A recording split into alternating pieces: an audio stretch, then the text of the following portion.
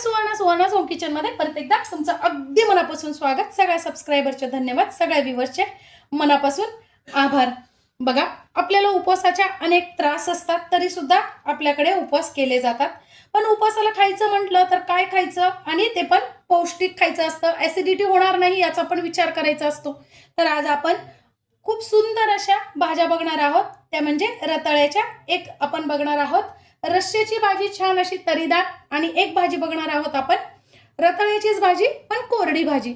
दोन्ही भाज्या खूप सुंदर तयार होतात।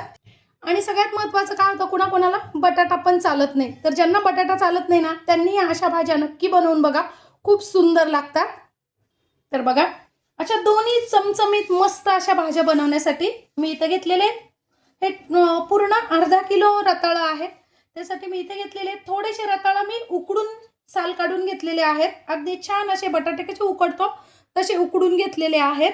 रताळा घेतलेले आहेत, हे कच्चेच घेतलेले आहेत। याचं फक्त आपल्याला छान असं साल काढून घ्यायचं आहे। याची रस्सा भाजी करायची आहे आणि त्याची आपल्याला कोरडी भाजी करायची आहे। तर तुम्हाला पाहिजे त्या आकारात तुम्ही अशा दोन्ही याच्या फोडी करून घ्यायच्या आहेत। बघा, या पद्धतीने कुकरला छान रताळा बटाटे कसे उकडून घेतो आपण तसे उकडून घ्यायचे आहेत। 3 ते 4 शिट्ट्या केल्या की बटाटे छान उकडतात। बाजारातून रताळा आणल्यानंतर सगळ्यात पहिल्यांदा स्वच्छ छान धुवून घ्यायचे, कारण त्याला खूप माती असते। उकडलेल्या रताळ्याच्या मी अशा फोडी करून घेतलेल्या आहेत आणि कच्च्या रताळ्याच्या अशा फोडी करून घेतलेल्या आहेत। बघा, त्यानंतर मी इथे घेतलेले आहेत, मी या उकडलेल्या रताळ्याच्या भाजीसाठी मिरचीच्या फोडी करून घेतलेल्या आहेत। थोडंसं आलं घेतलेलं आहे आणि आपल्याला जी रस्स्याची भाजी करायची ना त्याच्यासाठी मी इथे आलं आणि मिरची अशी बारीक करून कुटून घेतलेली आहे। आता पहिल्यांदा आपण कोरडी रताळ्याची भाजी कशी बनवायची ते बघूया। त्यासाठी मी इथे घेतलेलं आहे कढईत अर्धी पळी शेंगदाणा तेल टाकून घेतलेले आहे। तुम्ही इथे तूपही टाकू शकता। तेल तापलं की आपल्याला टाकून घ्यायचं आहे जिरे, हिरवी मिरची आणि आलं। अर्धा मिनिट छान हे असं परतून घ्यायचं आहे आणि टाकून घ्यायचं आपण उकडून घेतलेले रताळे। अगदी झटपट बनते ही भाजी खूपच।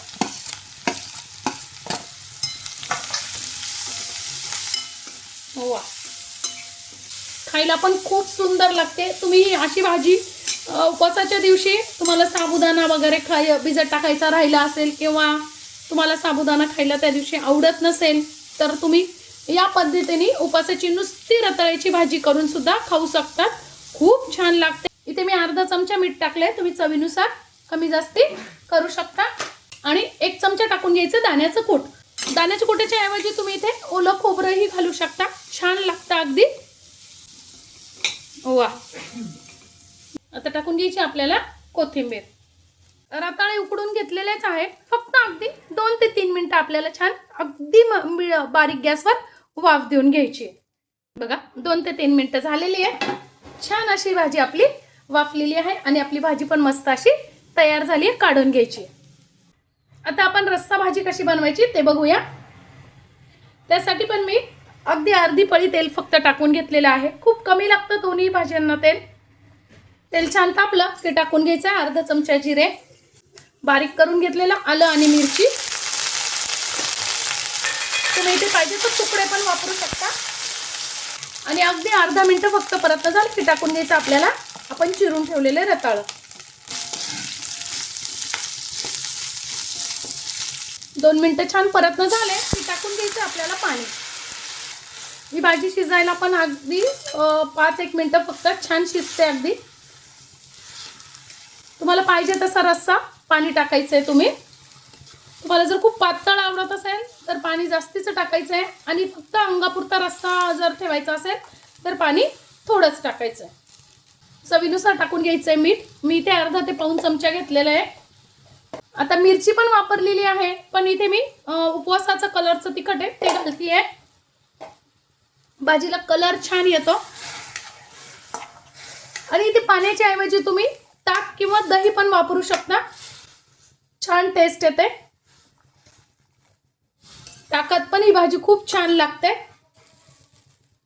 आणि आता आपल्याला झाकण ठेवून छान भाजी शिजवून घ्यायची. एक 3 ते 4 मिनिटात भाजी छान शिजली जाते. बघा 3 ते 4 मिनिटं झालेली आहे. वा बघा छान अशी भाजी अगदी पटकन शिजते ही भाजी. बघायची अशी शिजली की नाही. छान शिजली आहे. आता टाकून घेते मी 1 चमचा दाण्याचं कूट. तुम्ही इथे खोबरंही टाकू शकता, दाण्याचं कूट नसेल चालत तर. आणि थोडीशी टाकून घ्यायची आहे कोथिंबीर. आपली ही पण भाजी तयार आहे. बघा मस्त अशा आपल्या दोन्ही भाज्या तयार आहे. उपवासाच्या दिवशी आपल्याला चमचमीत अशा मस्त रश्शेदार तरीदार भाजी खायला मिळाली तर किती छान वाटतं ना. बघा दोन्ही भाज्या आपल्या खूप छान अशा तयार आहे. तुम्हाला पाहिजे तर तुम्ही अशी कोरडी भाजी पण करू शकता, किंवा मग अशी भाजी तुम्ही फोडणीच्या भगरी बरोबर, भाकरी बरोबर, किंवा मग नुसतीही खाल्ली तरीही छान लागते ही भाजी. त्याच्यानंतर तुम्ही भाजी खिचडी बरोबर अशा दोन्ही भाज्या छान अशा खाऊ शकतात. आजच्या माझ्या साध्या सोप्या इतक्या छान अशा रेसिपी तुम्हाला कशा वाटल्या कमेंट्समध्ये नक्की सांगा. चॅनलवर नवीन असाल तर चॅनलला लाईक, सबस्क्राईब आणि शेअर करा. धन्यवाद.